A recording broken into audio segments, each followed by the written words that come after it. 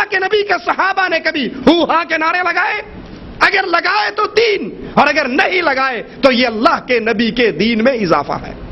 یہ بدعت ہے جس سے رسول اللہ صلی اللہ علیہ وسلم ساری عمر اپنی امت کو روکتے رہے.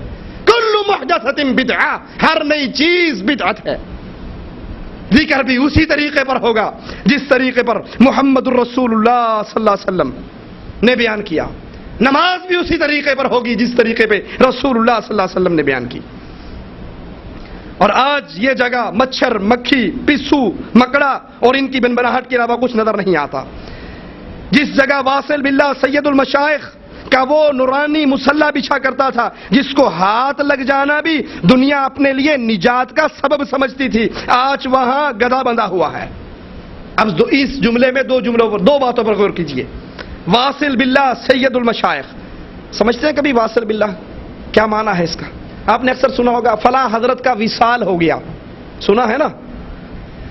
یہ واصل باللہ، وصال قرآن و حدیث کے الفاظ نہیں ہیں، صوفیہ کے الفاظ ہیں. کیا مطلب؟ ان کے عقیدے کے مطابق ہر چیز اللہ سے نکلی ہے نا. وہ جھوٹی من گڑت روایت ہے کنتو کنزن مخفین، اللہ کہتا ہے میں چھپا ہوا خزانہ تھا، پھر میں نے اپنا آپ ظاہر کرنا چاہا تو میں دنیا میں جو کچھ ہے ان سب کے روپ کے اندر اللہ ہے. یہی عقیدہ وحدت الوجود ہے نا، ہر چیز میں اللہ ہے. تو اللہ سے اصل میں سب نکلے ہیں. جب انسان مر جاتا ہے واپس اللہ میں وصال کرتا ہے. آپ لکھتے ہیں نا آپ کا خط موصول ہوا، کیا مطلب؟ آپ کا خط مجھ تک پہنچ گیا، میں نے وصول کر لیا. کہا یہ حضرت کا وصال ہو گیا، کیا مطلب؟ یہ مرنے کے بعد چونکہ اللہ میں سے ہر چیز نکلی ہے اور یہ واپس واصل باللہ ہو گئے، واپس اللہ میں داخل ہو گئے. ابو جہل نے آ کر کہا تھا صف لنا ربک، اپنے رب کی صفات تو بیان کیجئے. من ای جنس ہوا، ام ہوا من فضہ ام ہوا من ذہب، وہ سونے کا ہے، چاندی کا ہے، کس جنس کا ہے؟ قرآن حکیم میرے رب کا تعارف کرواتا ہے. قل هو اللہ احد، اللہ ایک ہے. اللہ الصمد، بے نیاز ہے. لم یلد ولم یولد، نہ اس کی اولاد ہے نہ اس کے ماں باپ ہے. وہ تنہا ہے، اکیلا ہے، یکتا ہے، وحدہ لا شریک ہے. نہ کوئی اس میں سے نکلا ہے اور نہ کسی نے اس کی طرف وصال کیا ہے. نہ کوئی واصل باللہ ہے، نہ کوئی اللہ سے نکلا ہے، نہ اللہ میں داخل ہوا ہے، نہ اللہ کسی میں فنا ہوا ہے، نہ کوئی اللہ میں فنا ہوا ہے. یہی تو وہ کفر کا عقیدہ تھا جو عیسائیوں نے کہا تھا کہ تین مل کے اللہ بنتے ہیں. عیسیٰ، مریم، اللہ، یہ تین 1=3. یہی تو کفر تھا. اور یہی یہ حضرت فرما رہے ہیں کہ ہمارے جو شیخ تھے وہ واصل باللہ تھے، ان کا اللہ کے ساتھ وصال ہو گیا، واپس اللہ میں فنا ہو گئے. اور ان کا مصلی کی شان کیا تھی؟ حضرت تو حضرت رہ گئے. حضرت کے مصلی کی شان یہ تھی کہ جو اس مصلی کو ایک مرتبہ ہاتھ لگا لیتا تو ان کے لیے وہ نجات کا سبب بن جاتا. اور محمد الرسول اللہ صلی اللہ علیہ وسلم رئیس المنافقین کے مرنے پر یاد کیجئے، حضرت کے مصلی کو چھونا نجات ہے. اور اللہ کے نبی کے بدن مبارک کو جو کرتا چھوتا رہا، جو آپ پہنتے رہے، وہ جا کے رئیس المنافق کو پہنایا، جنازہ پڑھا، اس کے منہ میں لعاب ڈالا، اس کے لیے دعائے مغفرت کی. مصلی کو چھونے سے اگر نجات ہوتی تو محمد تو اپنا کرتا پہنا رہے ہیں، اپنا لعاب دہن اس کے منہ میں ڈال رہے ہیں، اپنا اس کی قبر، اس کا جنازہ پڑھ رہے ہیں، اس کے لیے مغفرت کی دعا کر رہے ہیں. اور قرآن اعلان کر رہا ہے ایک مرتبہ مغفرت کی دعا کرنے والے 70 مرتبہ بھی دعا کرے گا تو رب پھر بھی نہیں بخشتا. کسی کے مصلوں کو ہاتھ لگا کر، کسی کے لوٹوں کو ہاتھ لگا کر، کسی کے بستروں کو ہاتھ لگا کر، کسی کی جوتیوں کو سیدھا کر کے، کسی کے کرتے پہن کر قیامت کے دن نجات. اسی لیے محمد الرسول اللہ صلی اللہ علیہ وسلم فرماتے ہیں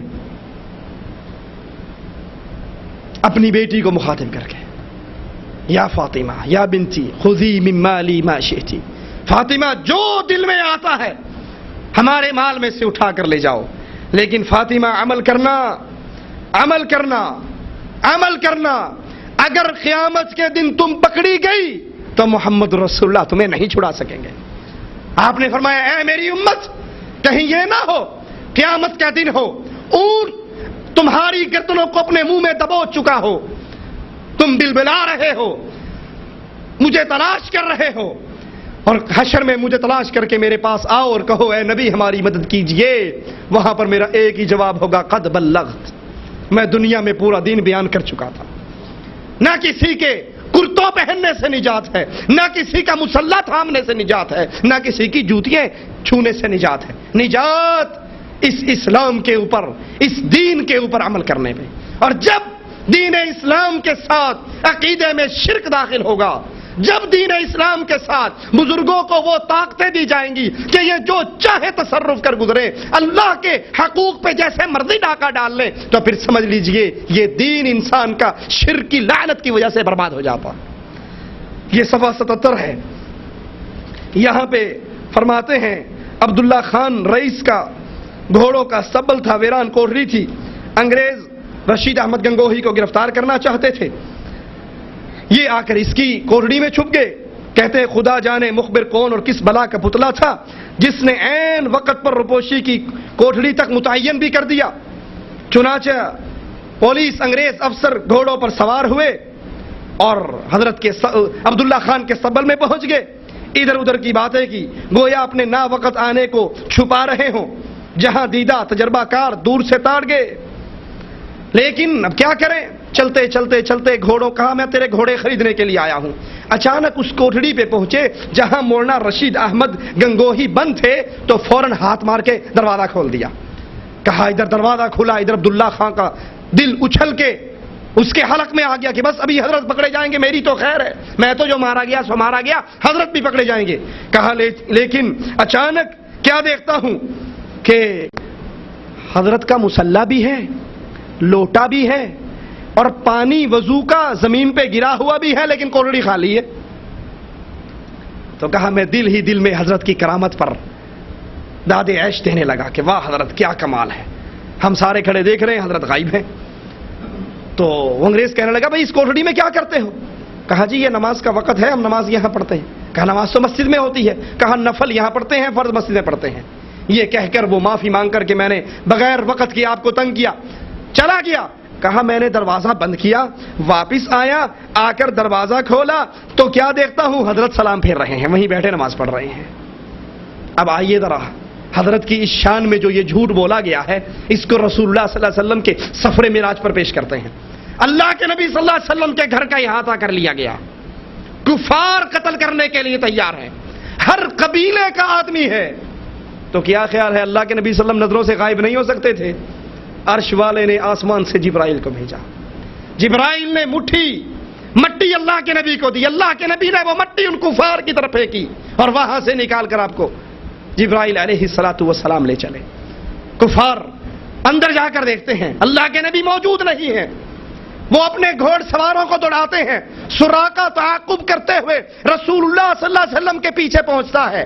ابو بکر صدیق رونے لگ جاتے ہیں۔ آپ کہتے ہیں صدیق کیوں رو رہا ہے؟ کہا آقا اپنی جان پر نہیں رو رہا، آپ کی جان کو خطرے میں دیکھ کر رو رہا ہوں۔ یہ 2 نیزے کے فاصلے پر سراقہ رہ گیا ہے، یہ پہنچ گیا ہے۔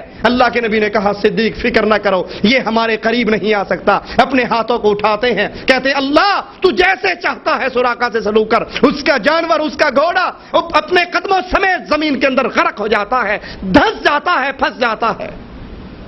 اللہ کے نبی صلی اللہ علیہ وسلم کو نکالنے کے لیے جبرائیل آتے ہیں، کفار پیچھے تعاقب کرتے ہیں، لیکن حضرت کو نبی سے بڑھ کر شان دی ہے کہ انگریز آ کر دروازہ کھولتا ہے تو مسلح خالی ہے، اور جب وہ چلا جاتا ہے اسی مسلح پہ کھڑے نماز پڑھ رہے ہیں۔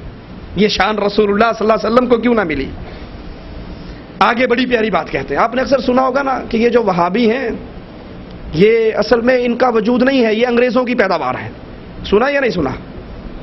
یہ انگریزوں کی پیداوار ہیں، بس یہ انگریزوں کے زمن سے پیدا ہوئے، انگریزوں کے بے ہی خواہ ہیں، اصل میں ان کی کوئی اصل نہیں۔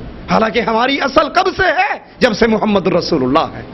اللہ کے نبی نے فرمایا تھا ترکت فیکم امرین لن تضلوا ما تمسکتم بہما کتاب اللہ و سنتی۔ میں جا رہا ہوں تمہیں 2 چیزیں چھوڑ کر، ایک اللہ کا قرآن اور ایک رسول اللہ صلی اللہ علیہ وسلم کا فرمان۔ اللہ کے نبی نے کہا تھا عیسائیوں کے، یہودیوں کے 71 فرقے، عیسائیوں کے 72 فرقے، میری امت کے 73 بنیں گے، کلہم فی النار، سب جہنم میں جائیں گے سوائے ایک ملت کے۔ صحابی پوچھتے ہیں اللہ کے نبی وہ کون ہے؟ فرمایا ما انا علیہ واصحابی، جس پر میں اور میرے صحابہ ہیں۔ صحابہ نے کس چیز کو تھاما؟ ایک اللہ کے قرآن کو تھاما اور ایک محمد جان رحمت کے فرمان کو تھاما، اور آج ان 2 چیزوں کو کسی نے